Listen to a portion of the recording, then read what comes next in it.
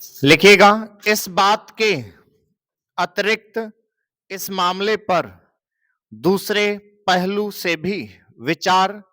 किया जा सकता है। एक शून्य दस्तावेज पर राजस्व न्यायालय द्वारा विचार भी किया जा सकता है और उसका न्याय निर्णय भी किया जा सकता है। केवल एक शून्यकरणीय दस्तावेज के लिए ही सक्षम न्यायालय द्वारा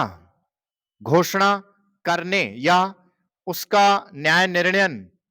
करने की ही आवश्यकता होती है। जहां तक उत्तर प्रदेश जोत चकबंदी अधिनियम 1953 के अधीन कार्यवाही का संबंध है, यह पहलू भली भांति सिद्ध हो चुका है। गोरखनाथ बनाम HN सिंह में यह मत व्यक्त किया गया था कि हम यह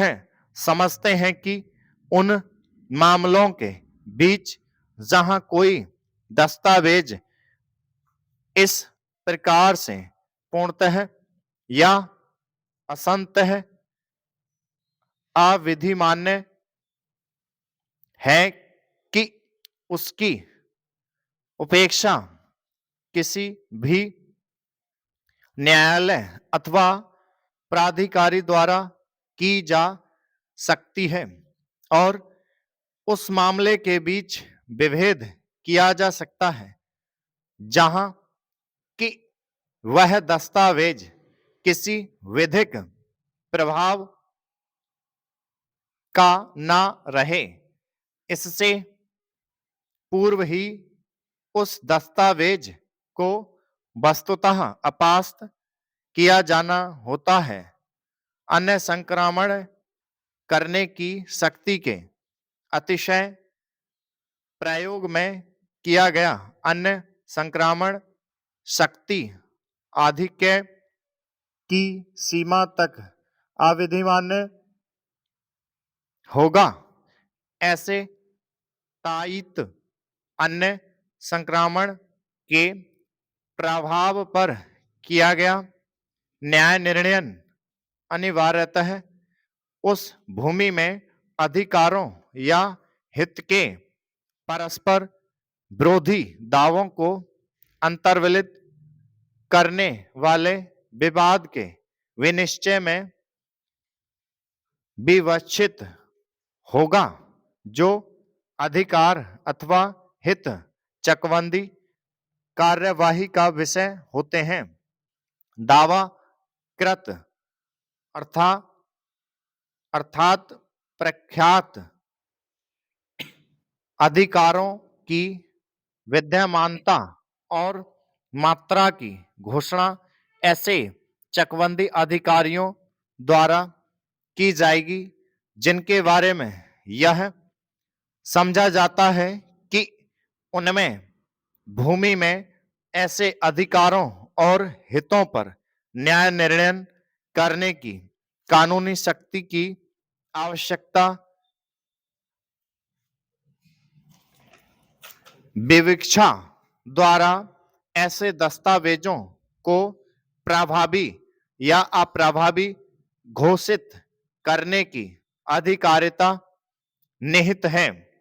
किंतु जहां कोई दस्तावेज ऐसा है जिसका विधिक प्रभाव केवल उसके अपास्त करने अथवा उसके रद्द करने से ही दूर किया जा सकता है, वहां यह दलील दी जा सकती है कि चकबंदी प्राधिकारियों को उस विलेख को रद्द करने की कोई शक्ति नहीं है और इसलिए इसे तब तक उन पर आबद्ध कर अविनिर्धारित किया जाना चाहिए जब तक यह किसी ऐसे न्यायालय द्वारा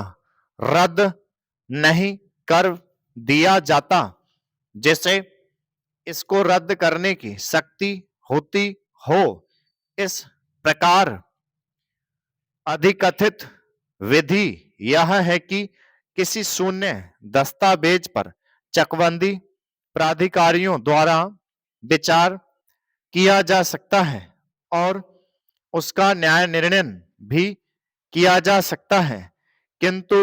ऐसे दस्तावेज का मामला जो केवल शून्यकरणीय ही है और जिसके लिए एक सक्षम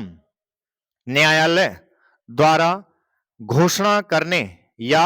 न्याय निर्णय करने की आवश्यकता है, केवल सिविल न्यायालय के समक्ष ही उठाया जा सकता है और